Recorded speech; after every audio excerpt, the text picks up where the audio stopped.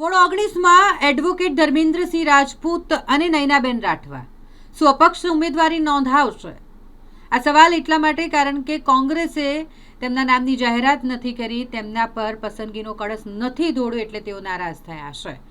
કોંગ્રેસ દ્વારા મોડી રાત્રે બાકીના જે ઉમેદવારની યાદી હતી તે જાહેર કરવામાં આવી અને તેમાં વોર્ડ 19માંથી એડવોકેટ ધર્મેન્દ્રસિંહ રાજપૂત અને નયનાબેન રાઠવાનું નામ નથી અને જેના કારણે તેઓએ કોંગ્રેસમાંથી રાજીનામું આપવાની ચીમકી ઉચ્ચારી છે અને અપક્ષ ઉમેદવાર તરીકે તેઓ ઉમેદવારી નોંધાવશે તેવી જાહેરાત પણ કરી. આજે મોડી રાત્રે લિસ્ટ જે જાહેર કરવામાં આવ્યું એ મને યોગ્ય નથી અને અત્યાર સુધી હું કોંગ્રેસમાં બહુ સખત મહેનત કરી છે.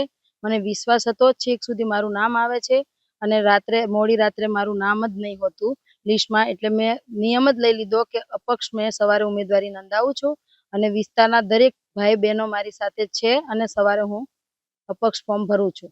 હા, સવારે અપક્ષમાં જોડાઈશ એટલે રાજીનામું તો આપી જ દઈશ સવારમાં. નહીં, અમે તો અપક્ષ જ લડીશ અને મારી જનતા મારી સાથે છે. વોર્ડ 19માં બધા જ મારી સાથે છે અને અત્યારે મને જનતાનો સમર્થ મળી રહ્યો છે कि તમે અપક્ષમાં લડો.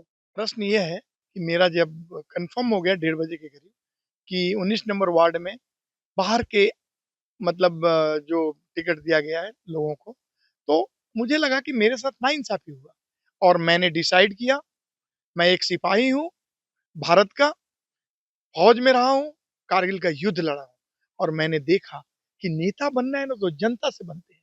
ये कांग्रेस पार्टी और बीजेपी पार्टी की मेहरबानी से नहीं। कल मैं फॉर्म भरूंगा अपक्ष तरीके और 19 नंबर वार्ड में चारों के चारों कांग्रेस को मैं हरा दूंगा, मैं दावा करता हूं।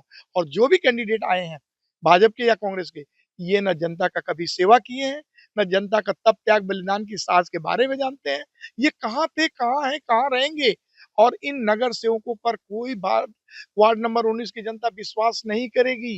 मैं दावा करता हूं, मैंने डोर टू डोर कैंपेन किया हूं इन 5 सालों में। लोगों के दिलों में, दुख में, दर्द में, सहन में हर समय मैं हाजिर रहा हूं।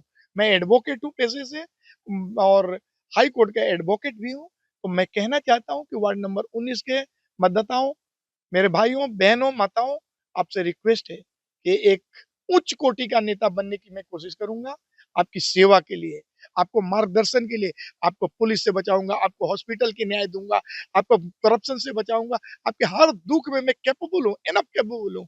आप मुझे मौका दीजिए, मैं आपको न्याय भी दिलाऊंगा।